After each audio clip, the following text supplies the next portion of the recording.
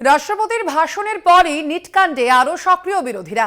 আজ সংসদের দুই কক্ষেই মুলতবি প্রস্তাব আনা হতে পারে। নিটে দুর্নীতি এবং প্রশ্ন ফাঁস নিয়ে আলোচনার দাবি সোশ্যাল মিডিয়ায় এই পোস্ট করেছেন তৃণমূল সাংসদ ডেরেক ওব্রায়েন।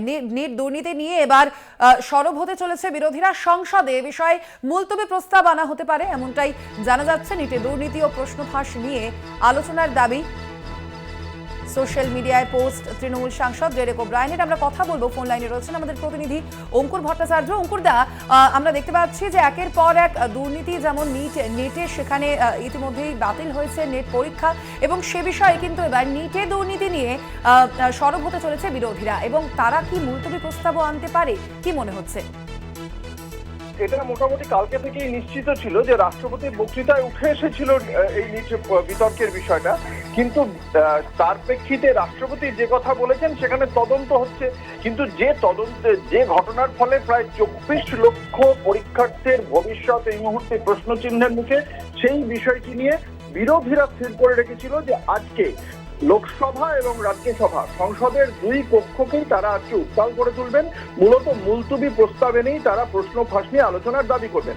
এই বিষয়ে মল্লিকার্জুন খাড়গের বাসভবনে একটি সাময়িকভাবে একটি বৈঠকও হয়, এবং গতকালই আমরা জানতে পেরেছিলাম আজকে রাহুল গান্ধী তিনি এই নিট বিতর্ক সংক্রান্ত অনেকগুলি ইস্যুতে তিনি বেশ কিছু তাৎপর্যপূর্ণ তথ্য সামনে আনতে পারেন। এবং তারপরেই আমরা দেখলাম আজকে ডেরেক ওব্রায়েন, তৃণমূল কংগ্রেসের রাজ্যসভার দলনেতা, তিনি মমতা বন্দ্যোপাধ্যায় যে চিঠিটি লিখেছিলেন প্রধানমন্ত্রী নরেন্দ্র মোদীকে, সেই চিঠিটির পাশাপাশি তিনি একটি পোস্ট করেছেন সমাজ মাধ্যমে, এবং সেখানে তিনি লিখেছেন যে ইন্ডিয়া জোটের যে সমস্ত সাংসদরা রয়েছেন তারা এই 24 লক্ষ যে পরীক্ষার্থী রয়েছেন যারা প্রতারিত হয়েছেন তাদের কথা বলবেন, এবং সেই কথা শুনতে হবে সংসদকে।